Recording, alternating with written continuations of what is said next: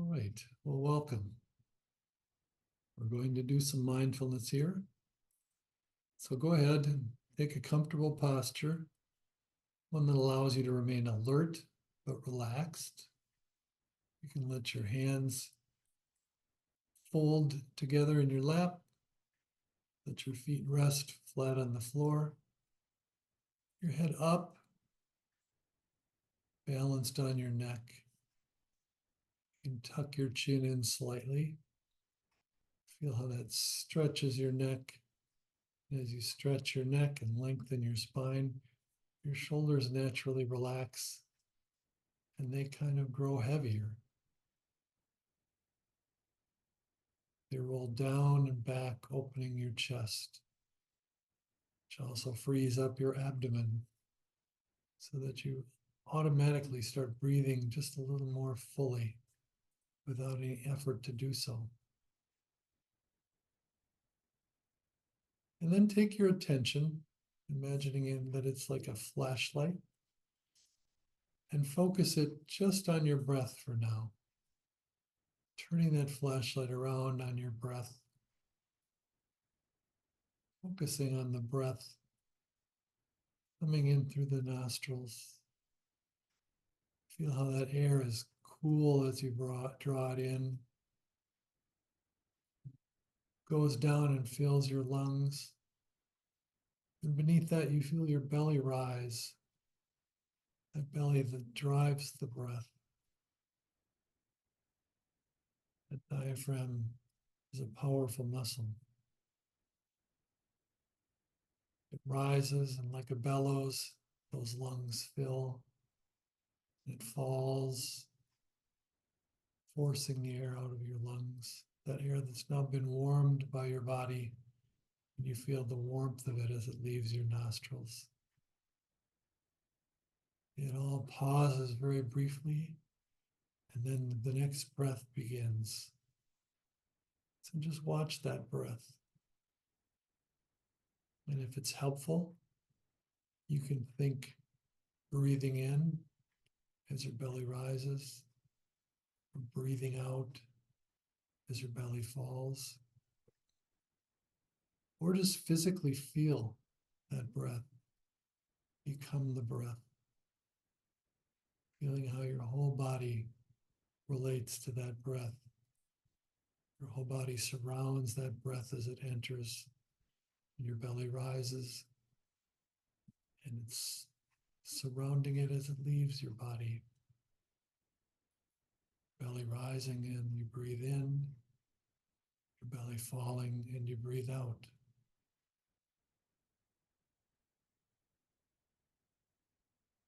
And you can let your thoughts wander, let them go. This practice, as we often say, is very much about not controlling things, letting things go, breathing as you choose to breathe, letting thoughts roll on just like the breath does. Your mind hops along, bouncing from one thing to another, and not trying to stop it. You'll find with most things that trying to stop them and to force them to quiet down just gives them more energy. So instead, you can just let your breath occupy the center of your attention. And your mind can be chattering on in the background like a TV in another room. And you'll probably still try and pay attention to that TV, still pay attention and get lost in those thoughts. When you do, you just bring your breath to the center of your attention again. Focus your attention on that breath. And notice if as you focus your attention on your breath, as you settle, go more quiet, your breath of itself begins to quiet down. Your breath may lengthen or deepen without you trying to make any effort to do so. It's simply as you relax, let your body relax. It's almost as though you're not breathing that breath. You feel how very gently your diaphragm rises and that breath begins to fill your body. When your lungs are full, it's as though you don't need to breathe out. That breath naturally just leaves your body, as though it's not the belly that's forcing it out. Your belly just falls as the breath leaves you. And when you've emptied your lungs, their natural state is to have air in them, so they begin to rise and fill again. And this cycle continues. Now, we always talk about not trying to force the breath to be long, be deep, to be short and quick, but to allow your breath to come as it chooses. And we're going to try something today. This is not about controlling your breath. It's also not about trying to control your mind or your thoughts in particular. But it is a way to focus your attention a little more fully. In the beginning, it's a way to begin to notice how wide your attention can be and how it bounces from one thing to the next. What this practice is to try counting your breath. I want to say right from the beginning, it isn't about getting the highest number you can. We say this isn't something you have to do right. You're not here to get an A+ in mindfulness. We're all just exploring this body and this mind. So beginning with an in-breath, as your belly rises, you count 1. As your belly falls, you think out. As the next breath begins, you count 2. Then breathing out. Then 3. And breathing out. More likely what will happen is you'll find yourself thinking 1, breathing out. 2, I'm kind of hungry right now. Wonder what I've got home in the fridge for when I leave here. I hope it's something I can find that's good to eat. Oh, I was counting my breath. And when you notice that, go back to 1. And there's no shame, nothing wrong with having to start at the beginning again. You think 1, breathing out. 2, breathing out. And there may be no thought that distracts you. Perhaps it's a itch on your leg. Or it's just that you're enjoying breathing and you forget that you've decided today to try and count your breaths.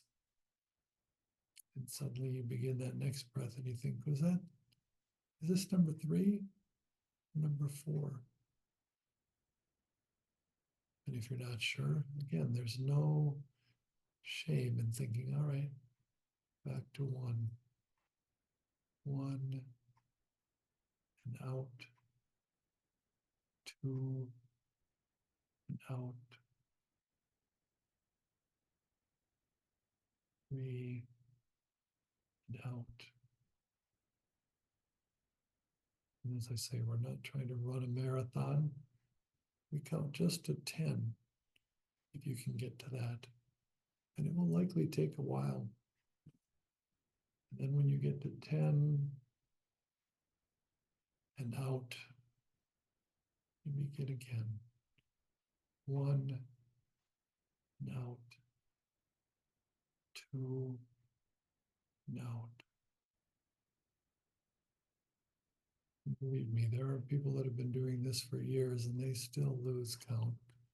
They still lose focus.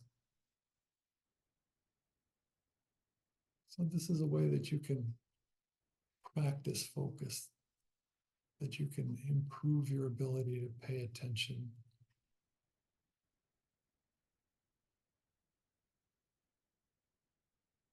We don't need to stop our thoughts, as we say.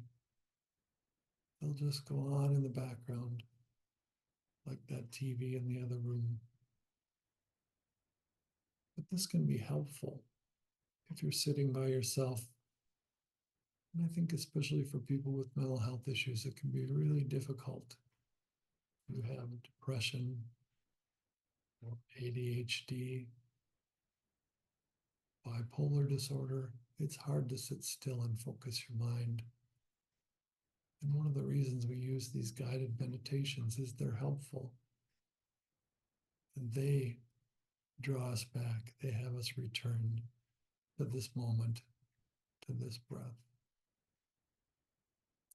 But this can be a way to practice maintaining that attention too. Almost like you do 10 push-ups to strengthen your arms. You do 10 breaths to strengthen your attention.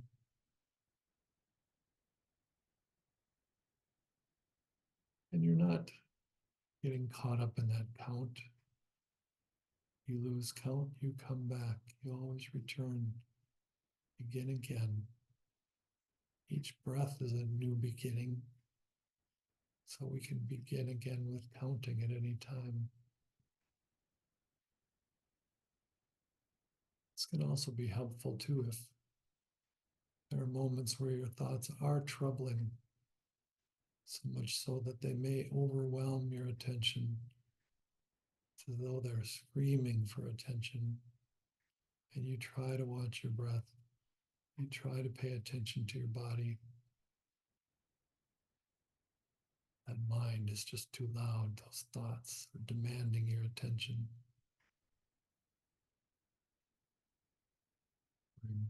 Your mind is running quickly, and you're lying in bed trying to get to sleep. And you know that it might help you to relax. You can just focus on your breath. But again, that mind won't still and won't calm. And you try to just focus on your breath, but you keep coming back to those thoughts, those sensations, those emotions. And this is a way to draw your attention. You have a way to say to yourself, not over there, over here. Let's just focus on the breath. It's simple. It's right there at hand. It can pull us away from our mind, loosen that grip of the mind, and settle us more deeply in our bodies. All too often we don't pay any attention to these bodies we live in, that we move through the day in. And this counting can be a way to do that too. 1 and out. 2 and out. Really feel that breath. Initially, you may get focused on count. You might think 1, 1, 1, so you don't lose track. Pretty quickly, you'll be able to just say 1 and out, 2 and out. And this allows you also to differentiate, to feel the rhythm of in breath and out breath, in breath and out breath.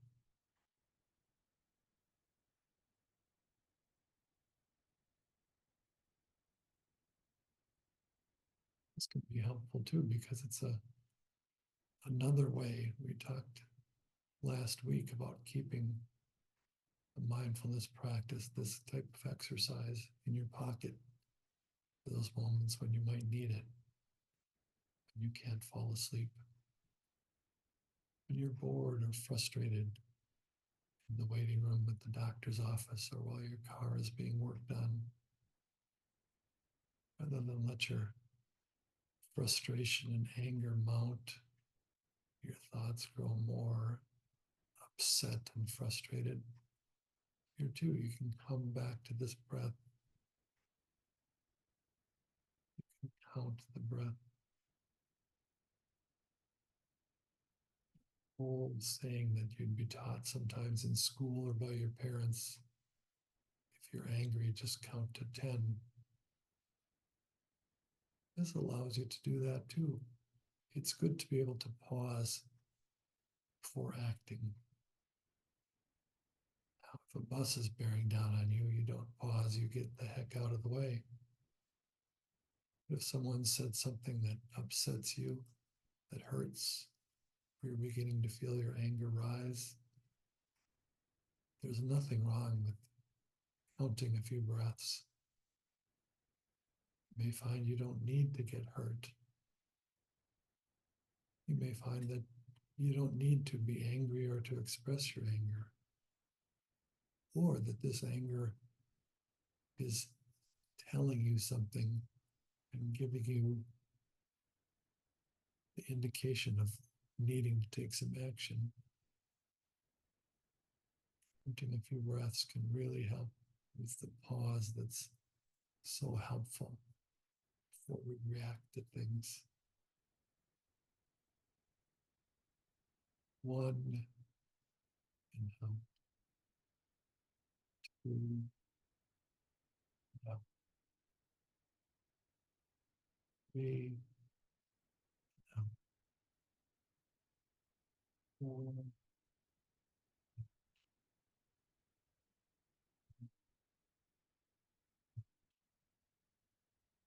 You see how easy that is? We're already halfway to 10.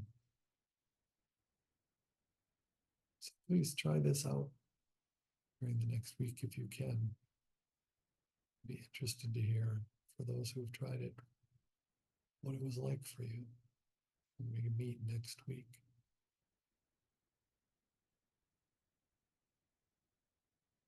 And in the meantime, as we always do when we end, take 3 deep breaths.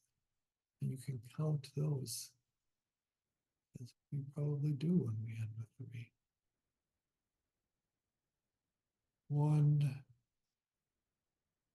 out. 2,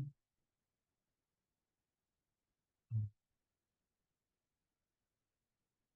3,